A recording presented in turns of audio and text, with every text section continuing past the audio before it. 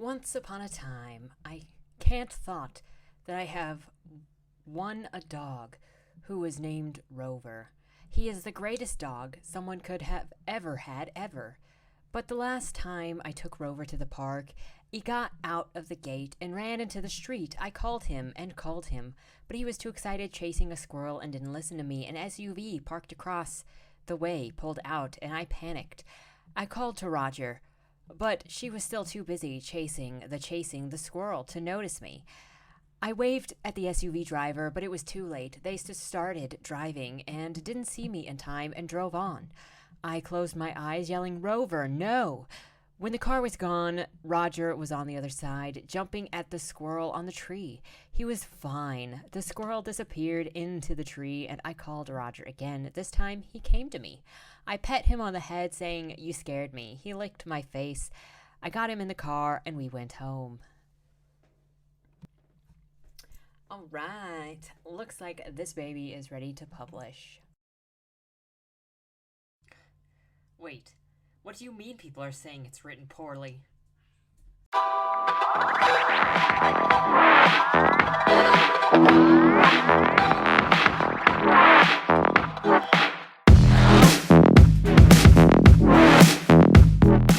Hello everybody, it is me, Ian Kirkpattacake, and today we will be talking about editing. That's right, and not just in general what to edit or how to edit, but who needs editing? Through my experience and observations, I've experienced two types of people who don't like editing. Person number one is the independent author or indie author who doesn't want to be told what to do and might possibly get their feelings hurt over receiving feedback that suggests their work isn't perfect the first time it comes out of your fingers, or maybe the second time, or maybe that they might have insight into ways to make your work better because heck, they aren't you. How could they know? Yep, that's right. One type of person. And students. That's right. Two types. Two types of persons that usually don't use editors or kind of avoid them. Now, there are a lot of different editing types. It's more than just looking for missing commas or missing periods or, hey, is there a word there that's not supposed to be there, or a spelling error. But when people think of editing, they often think of finding those structural errors. So a couple months ago this year, I went to a book mitzvah, book release party for a local author. He was releasing like his third or fourth book, I think it was. And in the front, it thanks his editor, who also does the programs at a church I think he goes to. But that's really what her editing qualifications are. And so theoretically, what she was doing when she was going through his book is she was looking for spelling errors or missing punctuation and stuff like that. But there's a lot more to editing than finding errors in the syntax or punctuation. So let's break down the 5 major editing types. Number 1 is copy editing. Copy editing, commonly called line editing, is a light form of editing that applies a professional polish to a book.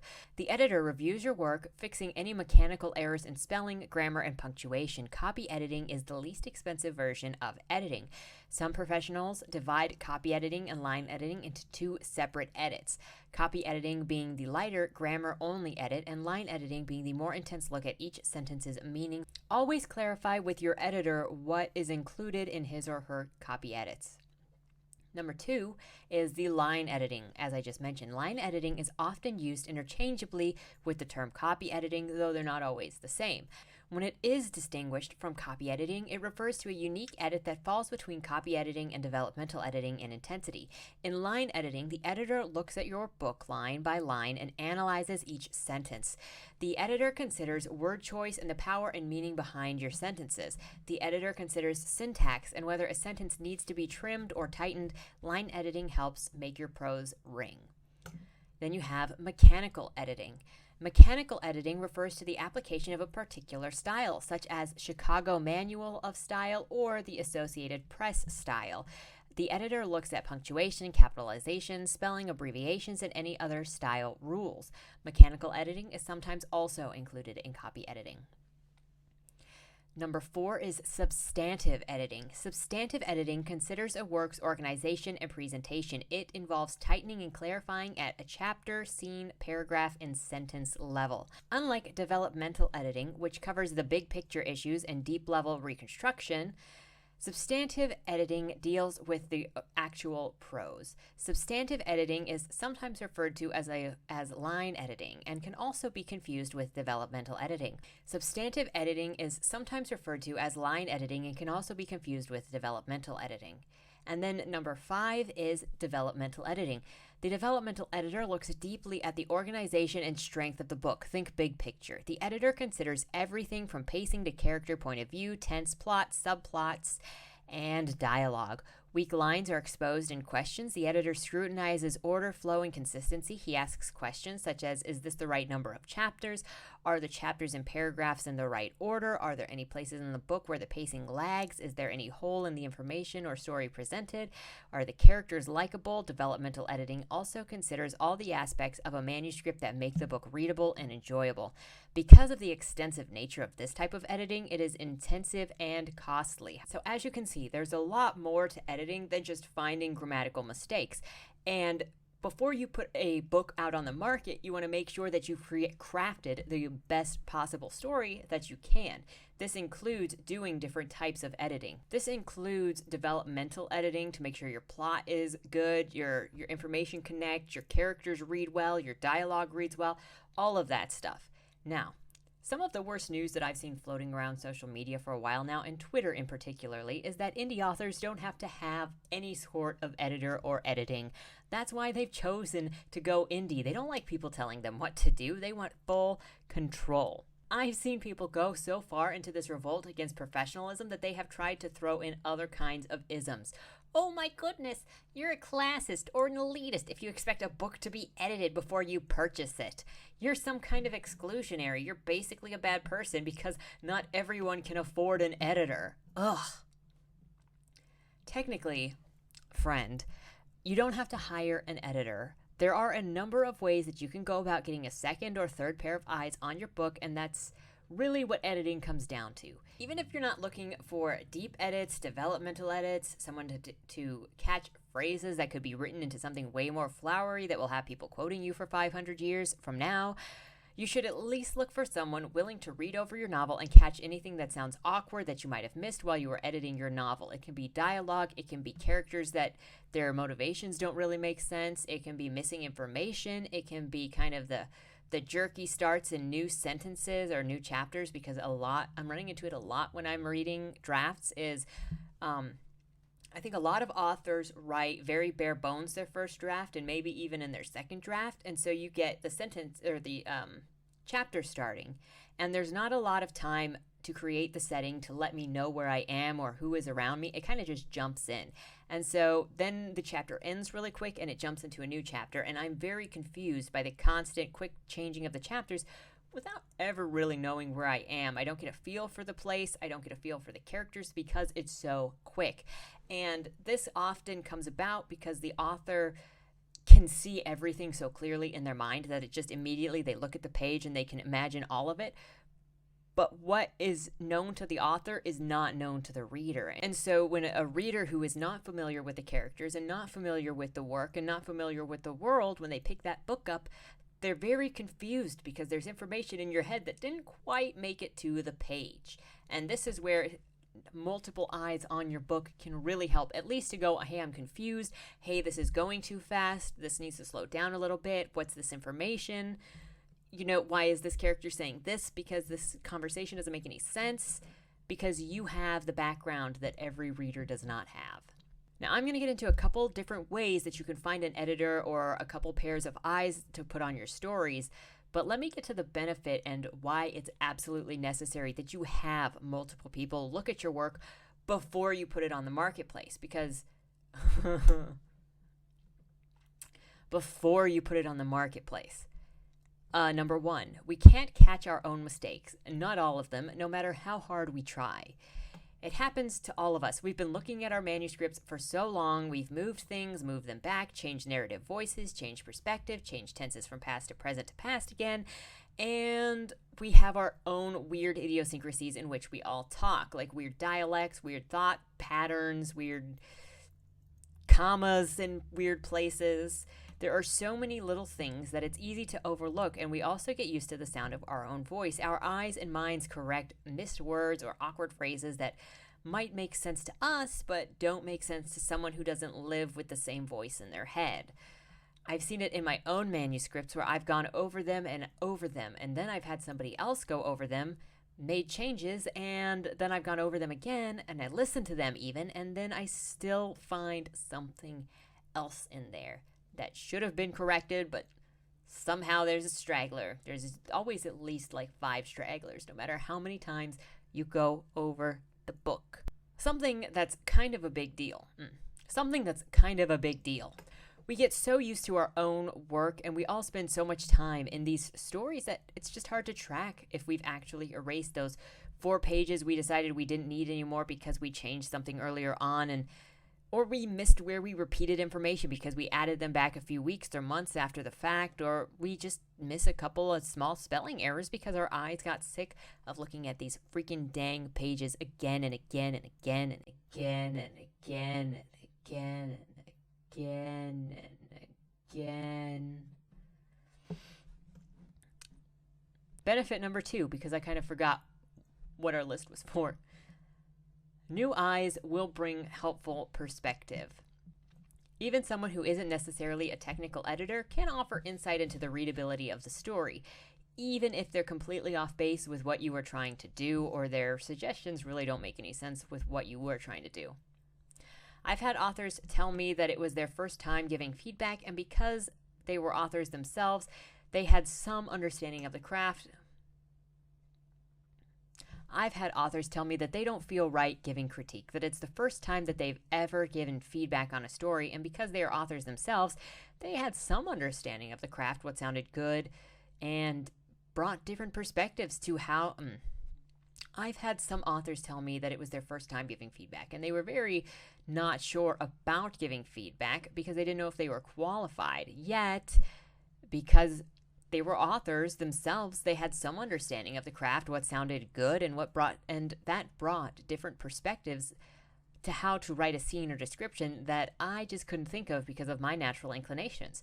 Whether it was due to past experience, exhaustion, or my brain was just like, I'm done with this story. Yo, peace out. Can we just go?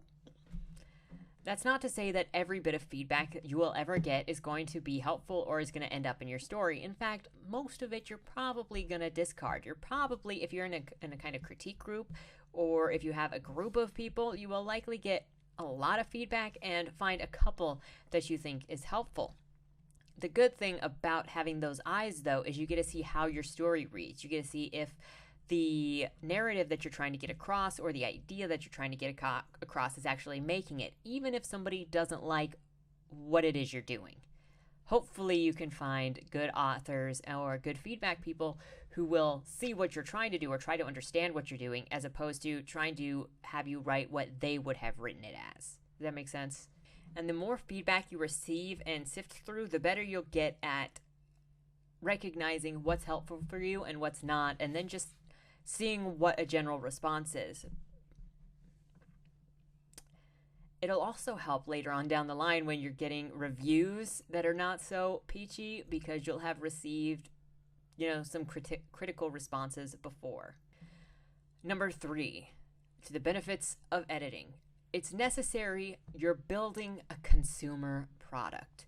Writing is an art, yeah, but people tend to lean on this a little too much, I think, and forget that they're creating a public good if they're going to put it on Amazon or Ingram Sparks and try to sell it. I think the idea that they're entering an industry and a business world with a prototype or product is lost, because there's very little difference nowadays between publishing a book and making a post on a blog or Wattpad or fanfic.net. It's just so easy to publish now on your own. Now, publishing and marketing, not the same thing, but it's easy to get your work somewhere where people could buy it. When you put your work out there, you're going to open yourself up to critique.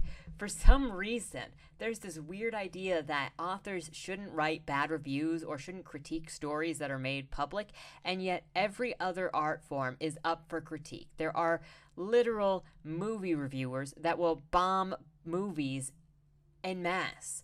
There are music critiquers that will either hit or diss whole albums or single tracks, people judging it. There were non-professional music reviewers that will go on and do critiques of popular songs or new songs that are coming out. So why is it that we are not supposed to do this for books? Specifically, I only see people saying don't write bad reviews for indie books. So this feels like it's very specific to possibly the ego of some indie authors. When someone pays for your product, your book, your audiobook, your whatever, they typically have some expectation that it's going to fulfill what they're looking for. And if it's a book, they kind of expect it to read well, to have the best punctuation and grammar that it could, to have the best development that it could, that the reviews aren't lying about, if it's a happy story, a sad story, a horror, a romance, whatever. If I read a book that I've paid money for, I expect the author to have taken the care to give me the best product they possibly could, to have proofread it, to have someone edit it, to have some feedback on it. And if the story doesn't make sense, if it reads rushed, if it's full of typos, if it isn't entertaining, I'm going to judge it for that because I came to you thinking that I would be given a good product. I judge authors differently based on whether I just didn't like the story, I didn't like the voice, I didn't think the plot was crafted well, I didn't think the characters were crafted well, it didn't look like it went through any sort of editing. I judge on all of these things. And I also judge if there was somebody that gave me a pitch for the book and said, this is amazing, you should buy this, blah, blah, blah. And then doesn't look like it went through the edits. When I run across these types of books, it makes me think you cared more about making a buck than making a good story. It makes me think of the times I was in a strictly creative writing and critique class in college. We all scheduled at the beginning of the semester when our 2 submissions to the class would be throughout the course of the term. That's right, we only had 2 submissions, and every week when we met, we would just critique those 2 submissions. And it blew my mind how many people came in gloating about how they'd only written their submission the night before, like hours before the deadline was due. No time to edit, they barely got it in. This was a bragging right. They had weeks, sometimes months to prepare, and they couldn't be bothered to start it early or to edit it. They didn't respect the reader or the class, and how can you care about the feedback that you get on something that you'd only just threw up anyway? In my opinion, this is disrespectful to everyone. And honestly, what's the point of submitting something that you wrote when you really don't care about it? This class wasn't a requirement of any kind, and yet there were still so many who took it, seemingly because they enjoyed writing, but they took no respect or pleasure in what they were creating or the people who would thoughtfully read it and respond. When you put out your novel, remember this. You care more about it than pretty much anyone else you're going to show it to. Your job is to make other people care about it as much as you do. If it's poorly written, unedited, full of errors, improperly developed, not only will I dislike it, but I might dislike you a little bit too. A little bit. Especially if I feel disrespected by the author, which I have. So, then, if editing is so important and you should have one, at least one, how do you go about finding an editor? Obviously, the number one way to go about finding an editor is to hire one. It's easy enough to find editing services and do research on your own for companies or indie editors who charge based on word count and page count. Whether they're a good fit for you or if they're a legitimate editor will be up for you to determine as you do your research. Editing services can be very expensive, and there are a lot of them out there. Some of them are run by novices that are not going to be very helpful. It can be really hard to find a good editor, especially an editor that wants to get to know what you're trying to do and then help you amplify that, as opposed to trying to rewrite it in their own style. Editing services can be very expensive, especially depending on the type of editing you're searching for. It's easy to be scammed. Before hiring anyone, make sure you do your research on them. Number 2 is you can seek out critique partners and or beta readers, though beta readers are not necessarily as familiar with the structuring of stories and the details of how to write and tell a good story. There are tons of writing communities across the web and in cities across the country where readers can gather because they like to read and they will happily beta read your story. You can find them in critique groups or specifically beta reader groups if you want a beta reader. I know Goodreads has a large beta reader community. You can also use Scribophile.com? I think it was Scribophile. Well, just Google Scribophile and .com or .org will come up. And that is completely a critique community where you have to critique in order to get points, in order to submit something for other people to critique. You can have people look for small errors, give broad feedback, or you can just ask for more specific details depending on what you feel is a weakness in your work. Another option that I've seen happening around is to ask for help on Twitter. A lot of people in the hashtag writing community will ask for beta readers or editors, and I know that I have I know that I have read and edited for a number of people. I do an in-depth editing when I do it with asking questions, pointing out flow, pointing out when stuff doesn't make sense, pointing out when it feels like there's information missing, when stuff could be expanded upon. You know, I do a really deep editing when I do it, but that's not always what you're going to get. In fact, I have often gotten the response after I send their stuff back as, oh wow, this is a lot more thorough than I thought it would be. And after having received just a couple of edits back from Twitter, a lot of them are kind of anemic. Regardless of where you get your editing assistance, be prepared for any part of the spectrum where it is either anemic or gluttonous and overzealous, where it's either anemic or overzealous in its delivery. It could be on either side of the spectrum or somewhere in between. You just never know until you get to know the editor. And when you find a good editor, try to keep a hold of them because they are difficult to find. Before you choose anyone from any of these communities, though, I want to warn you to make sure that you trust them. You do have people who hide in the wings to steal ideas. It does happen. It's not everybody and it's not super common, but all you need is one person in a group of 10 to take your ideas and rewrite them into their own work to really murder your trust in the community. It does happen. Don't get the idea that it's just online beta readers that could steal your work, but also in small writing groups where you meet person to person. I know other creatives, they may be more into... If you know other creatives that may be more into making money than making art, and... If you know other creatives that might be more into making money than making art, they might be more suspect, and this has happened. If they can steal your work to profit for themselves, well, why wouldn't they? They don't really care about having an original thought. They just want that green. So, beware when you're picking people to beta read that you need to know that you can trust them. There is a risk of picking strangers if you don't have someone you know well or immediately. What might help cut down the risk of plagiarism in beta reading is if you look for someone who writes in a completely different genre than you, because then you will be harder to plagiarize. It also makes it a little more difficult for them to edit it based on the genre if they're not familiar with the genre or interested in the genre. And then number 3, for finding an editor.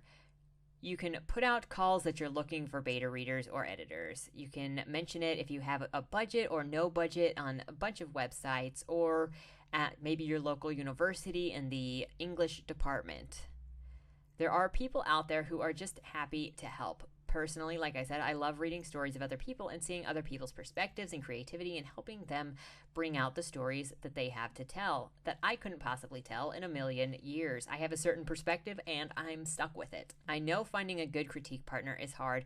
I've had a hard time doing it myself, and I know that finding a good editor is also hard.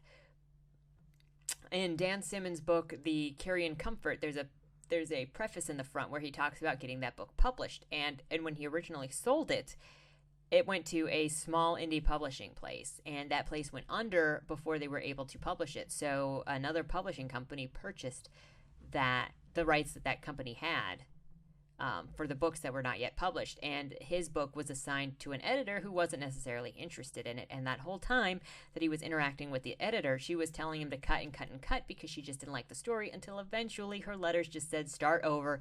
This book is terrible. And instead of doing that, he made enough money to buy the rights to his book back and shop it to somebody who would actually enjoy it, because that is important. Not every editor is going to connect with your book or like your book, and that will make it more difficult for them to edit it for you. Despite how difficult it is to find a good editor, it is a worthy endeavor. A good story affects more than just the writer and the editor. A good, well-written story can touch the lives of most people that it meets. And with that said, what do you think? Are editors archaic members of the literary community that we just put too much stock in, and who needs that anyway? Are they gatekeepers for what's considered good?